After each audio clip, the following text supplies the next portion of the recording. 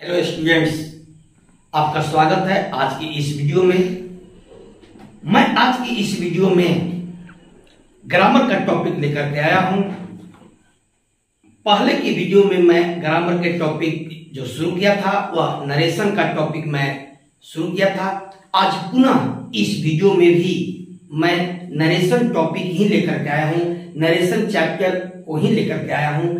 मैं पिछले वीडियो में नरेशन के लगातार कई वीडियो आपको दे चुका हूं। मेरे विद्यार्थियों, यदि आप उन सभी वीडियो को आप नहीं देखे होंगे तो कृपया उन सारे नरेशन से संबंधित आप वीडियो को देख लीजिए, अच्छी तरह से उसको समझ लीजिए। आज इस वीडियो में जो मैं बताने जा रहा हूं नरेशन चैप्टर से ही अगला स्टेप मैं आपको समझाने जा रहा हूं। आज इस नरेशन के चैप्टर में मेरे विद्यार्थियों हम लोग पढ़ेंगे इंट्रोगेटिव सेंटेंस के बारे में। मेरे विद्यार्थियों, आपको पहले भी मैं बार बार समझा चुका हूं, बता चुका हूं और पुनः मैं सलाह दे रहा हूं कि नरेशन ग्रामर का एक ऐसा टॉपिक है जिससे हर परीक्षा में, चाहे वह कॉम्पिटिटिव एग्जामिनेशन हो और चाहे इंटरमीडिएट या मैट्रिक का एग्जामिनेशन हो, इस चैप्टर से हमेशा क्वेश्चन पूछे जाते हैं। मेरे विद्यार्थियों, आप नरेशन चैप्टर को अच्छी तरह से तैयारी कर लीजिए। आज इस नरेशन के चैप्टर में मैं जो आपको बताने जा रहा हूं वह है इंट्रोगेटिव सेंटेंस। पहले मैं असर्टिव सेंटेंस बता चुका हूं जिसमें स्पेशल रूल्स आप बहुत सारे देखे हैं। उन वीडियो को आप देख लीजिए। साथ ही साथ यदि आप फर्स्ट पर मेरी वीडियो को आप देख रहे हैं तो कृपया मेरे चैनल को सब्सक्राइब कीजिए, लाइक कीजिए और बेल आइकन को जरूर दबाइए ताकि आपको सबसे पहले नोटिफिकेशन मिल सके नए वीडियो का। तो आइए आज के इस नरेशन चैप्टर में हम लोग जो पढ़ेंगे वह है इंट्रोगेटिव सेंटेंस यानी प्रश्न सूचक वाक्य। मेरे विद्यार्थियों, मैं पहले भी आपको बता चुका हूं कि पांचों सेंटेंस पर असर्टिव, इंट्रोगेटिव, इंपरेटिव, ऑब्जेक्टिव और एक्सक्लेमेटरी पर आपको नरेशन पूछे जाते हैं। आज इंट्रोगेटिव सेंटेंस जो हम लोग पढ़ेंगे, मैं विस्तार से इसके बारे में आज समझाने का प्रयास कर रहा हूं। मेरे विद्यार्थियों, सबसे पहले मैं आपको स्मरण दिला देना चाहता हूं इंट्रोगेटिव सेंटेंस होता क्या है, इंट्रोगेटिव सेंटेंस कहते किसे हैं, या इंट्रोगेटिव सेंटेंस को आप कैसे पहचानते हैं, कैसे पहचानेंगे। इससे संबंधित मैं आपको पहले भी वीडियो दे चुका हूं। सभी सेंटेंस पर सेपरेट मैं वीडियो दिया हूं। आप इंट्रोगेटिव सेंटेंस को विस्तार से जानने के लिए आप मेरे सेंटेंस के प्लेलिस्ट में जाइए, सारे सेंटेंस के उसमें वीडियो आपको मिलेंगे। साथ ही साथ डिस्क्रिप्शन बॉक्स में उसका लिंक भी मिलेंगे। आप इंट्रोगेटिव सेंटेंस को अच्छी तरह से पढ़ लेंगे, उस वीडियो को शुरू से अंत तक देख लेंगे। फिर भी मैं यहां आपको समझाने के लिए इंट्रोगेटिव सेंटेंस के बारे में कुछ बातें लिखा हूं, कुछ बातें मैं आपको बताने जा रहा हूं मेरे विद्यार्थियों। तो सबसे पहले इंट्रोगेटिव सेंटेंस को यदि हम लोग देखें, इंट्रोगेटिव सेंटेंस है क्या, तो साधारण भाषा में, साधारण तौर पर मैंने इसको समझाने का प्रयास किया है कि जिस वाक्य में प्रश्न पाया जाए, ध्यान से सुनिएगा, इस वीडियो को शुरू से अंत तक जरूर आप देखिएगा। जिस वाक्य में प्रश्न पाया जाए अर्थात किसी पुरुष, स्थान या वस्तु के विषय में प्रश्न पूछा जाए उसे इंट्रोगेटिव सेंटेंस यानी प्रश्न सूचक वाक्य कहते हैं। मेरे विद्यार्थियों, साधारण से आप समझ गए। अब ये समझना है कि इंट्रोगेटिव सेंटेंस का प्रारंभ कैसे होता है? यदि आपका अंग्रेजी मजबूत है, आप अंग्रेजी के अर्थ को, उसके अंग्रेजी के सेंटेंस के भावार्थ को आप निकाल पाते हैं, तब तो बहुत ही अच्छी बात है। आप आसानी से पकड़ लेंगे इंट्रोगेटिव सेंटेंस को। नहीं तो मैं आपको समझाने के लिए प्रयास किया हूं कि इंट्रोगेटिव सेंटेंस का प्रारंभ ऑक्सिलरी वर्ब, जिसको आप लोग हेल्पिंग वर्ब भी कहते हैं, ऑक्सिलरी वर्ब यानी do, does, did, is, are, am, was, were, has, have, had, shall, will, can, could, may, might, should, would, must, need, dare, ये सारे ऑक्सिलरी वर्ब्स से इंट्रोगेटिव सेंटेंस प्रारंभ होते हैं। कुछ इंट्रोगेटिव सेंटेंस का प्रारंभ इंट्रोगेटिव वर्ड्स यानी what, why, who, when, where, how, which, how many, how much इत्यादि से भी होता है। और वाक्य के अंत में प्रश्न सूचक चिन्ह यानी प्रश्न सूचक चिन्ह, नोट ऑफ इंट्रोगेशन अवश्य लगा रहता है। मेरे विद्यार्थियों, आपको समझने में बहुत आसान होगा, वाक्य को पहचानने में बहुत ही आसान होगा। सीधे साधा तौर पर यह समझिए कि यदि वाक्य यानी इंग्लिश का सेंटेंस ऑक्सिलरी वर्ब सहायक क्रिया से शुरू है या प्रश्न सूचक शब्द से शुरू है और वाक्य के अंत में यदि प्रश्न सूचक चिन्ह है, तो समझिए कि यह वाक्य इंट्रोगेटिव सेंटेंस में है। मेरे विद्यार्थियों, एक साधारण उदाहरण आपको समझने के लिए मैं यहां दिया हूं। जैसे he said to me, do you know about me. अब देखिए, do you know about me, यह सहायक क्रिया से शुरू है, यहां प्रश्न सूचक चिन्ह है या इन्वर्टेड कॉमा बंद है, यानी इंट्रोगेटिव सेंटेंस रिपोर्टेड स्पीच कहलाएंगे। यानी वह इंट्रोगेटिव सेंटेंस जो होगा इन्वर्टेड कॉमा के अंदर बंद होगा, उसी को आपको इनडायरेक्ट स्पीच में बदलना है। मेरे विद्यार्थियों, तो यहां आप पहले भी जानते हैं कि इन्वर्टेड कॉमा से पहले के भाग को आर भी कहते हैं, इन्वर्टेड कॉमा के अंदर को आर एस कहते हैं। मेरे विद्यार्थियों, अब यह समझना है कि यदि इंट्रोगेटिव सेंटेंस यानी रिपोर्टेड स्पीच को इनडायरेक्ट में बदलना हो तो हम किस तरह से, किस प्रकार से उसको इनडायरेक्ट स्पीच में परिवर्तित करेंगे। इसके लिए मैं यहां नियम लिखा हूं, रूल्स लिखा हूं। हम लोग एक एक रूल्स को ध्यान देंगे, एक एक रूल पर विचार करेंगे। तो सबसे पहले हम पहला नियम आपको बताने जा रहा हूं कि रिपोर्टिंग वर्ब यानी सेड और सेड टू को आस्क्ड, इंक्वायर्ड ऑफ, डिमांडेड में अर्थानुसार बदले। मेरे विद्यार्थियों, रिपोर्टिंग वर्ब प्रेजेंट टेंस में भी हो सकता है और फ्यूचर में भी हो सकता है। मैं यहां नियम में पास्ट टेंस के बारे में बताया हूं, सेड और सेड टू। इसी के आधार पर यहां आस्क्ड, इंक्वायर्ड और डिमांडेड लिखा हूं। यदि प्रेजेंट टेंस में रहे तो ही सेज टू मी हो जाएगा, सेज होगा, विल से होगा, उसी के अनुसार यह भी अपना क्रिया रूप बदलेगा। इस बात का ध्यान रखना है, यह नहीं कि सबको आस्क्ड में बदल दीजिए।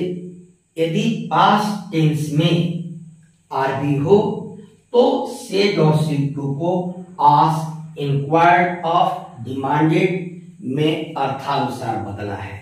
अर्थानुसार के मतलब रिपोर्टेड स्पीच का सेंस और भाव क्या निकलता है। दूसरा नियम कहता है कि दैट का प्रयोग नहीं होता है। ध्यान रखना है, इंट्रोगेटिव सेंटेंस में दैट का प्रयोग नहीं होता है। तीसरा नियम है, अगर इंट्रोगेटिव सेंटेंस का उत्तर यस या नो में हो तो कॉमाज और इन्वर्टेड कॉमा को हटाकर दैट के स्थान पर इफ या वेदर का प्रयोग करें। ध्यान दीजिए, दैट का जहां कमा इन्वर्टेड कमा हटा करके आप दैट का प्रयोग करते थे, इस नियम में कहता है कि नहीं, आपको दैट का प्रयोग नहीं करना है, उसके स्थान पर इफ या वेदर का प्रयोग करें। तीसरा नियम यानी नेक्स्ट नियम चौथा, अगर इंट्रोगेटिव सेंटेंस अर्थात रिपोर्टेड स्पीच इंट्रोगेटिव वर्ड से शुरू हो तो इनडायरेक्ट स्पीच बनाने में कॉमा या इन्वर्टेड कॉमा हटाकर किसी भी कंजक्शन का प्रयोग नहीं करते हैं, यानी ना दैट का प्रयोग होगा ना इफ का प्रयोग होगा, नहीं किया जाता है, बल्कि रिपोर्टेड स्पीच को इंट्रोगेटिव वर्ड से शुरू किया जाता है। फिर कहता है यदि इच्छा हो तो दैट के स्थान पर सेंस के अनुसार एज टू का प्रयोग कर सकते हैं। यह कोई अनिवार्य नहीं है, आपकी इच्छा पर है, वाक्य का किस तरह का सेंस निकलता है उसके इच्छा पर है। यदि चाहते हैं तो एज टू का प्रयोग कीजिए, नहीं चाहते हैं तो कोई जरूरत नहीं, आप सीधे इंट्रोगेटिव वर्ड से ही इनडायरेक्ट स्पीच को शुरू कर दीजिए।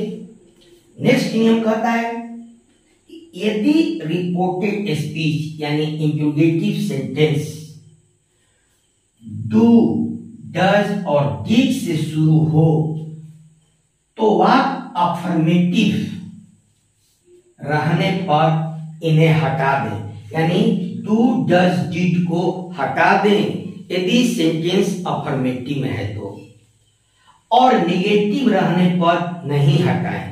यदि सेंटेंस निगेटिव में है तो डू डज डिड नहीं हटेगा, अफर्मेटिव में रहेगा तो मेरे विद्यार्थियों उसको हटा देना है।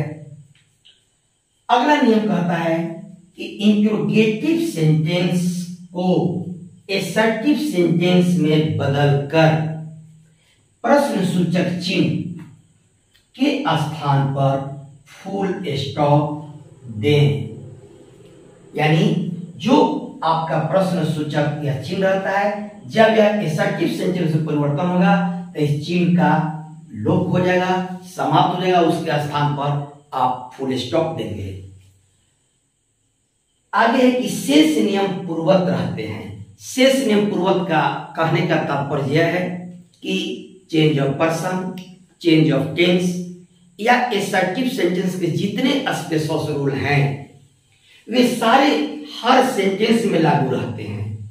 वही कहता है कि शेष नियम पूर्वत रहते हैं, यानी पूर्व के जो भी नियम है नरेशन से संबंधित वो हर सेंटेंस में लागू होगा। मेरे विद्यार्थियों, इस नियम को स्पष्ट करने के लिए मैं यहाँ एग्जाम्पल दिया हूं, एक एक करके हम लोग एग्जाम्पल पर ध्यान दें।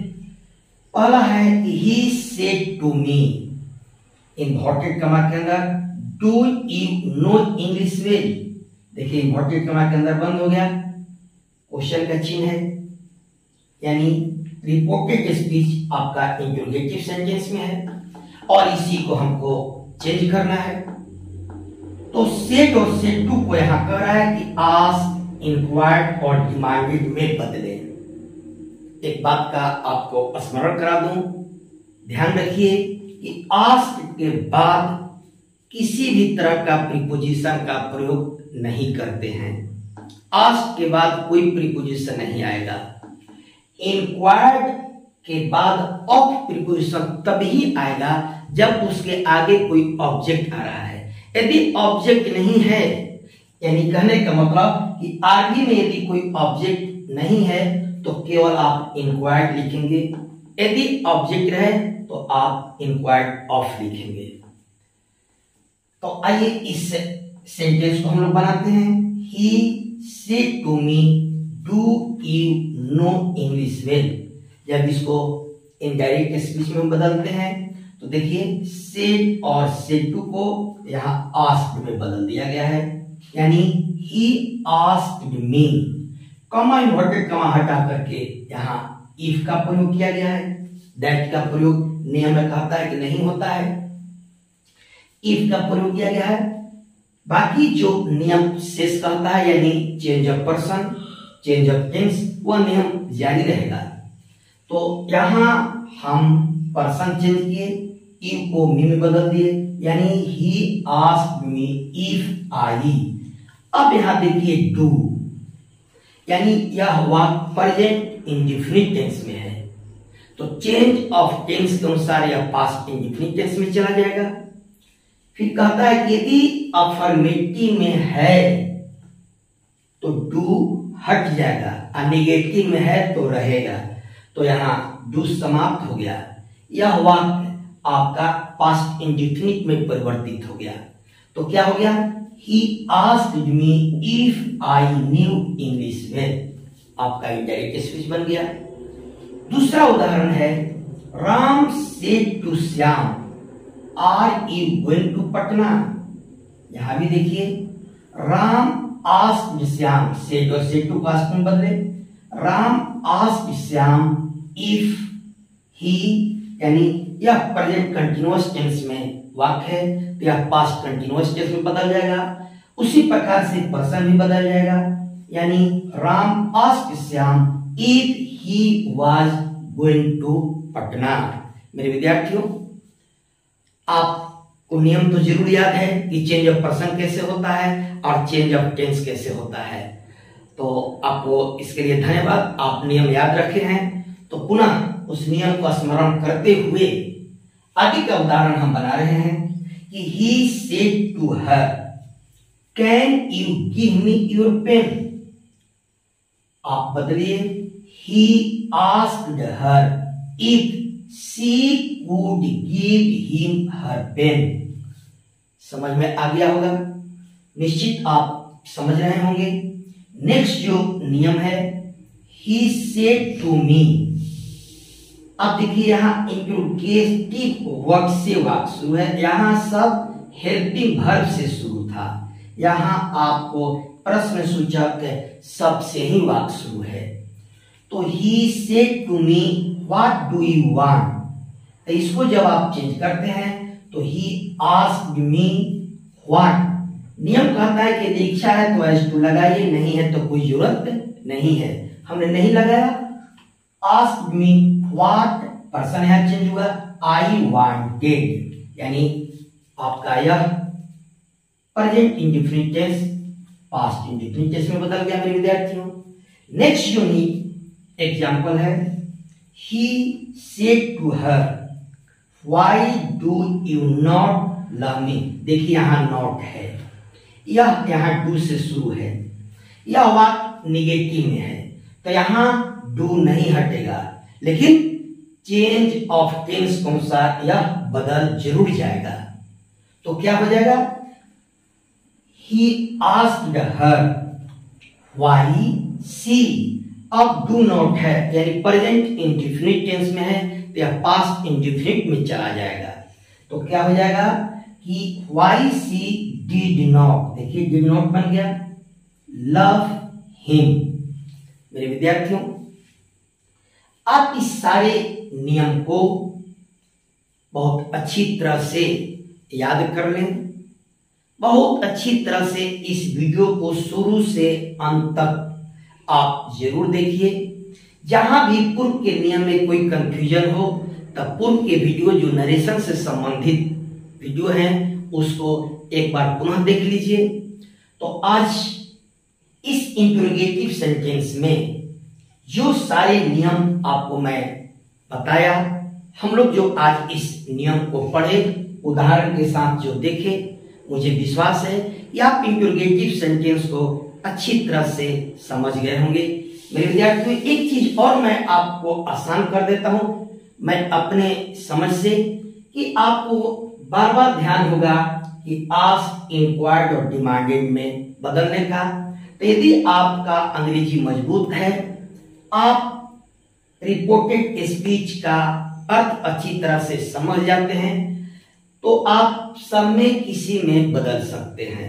यदि आप समझने में आपको दिक्कत हो रही है तो मेरी सलाह है कि आप चुपचाप आस्क में बदल दीजिए।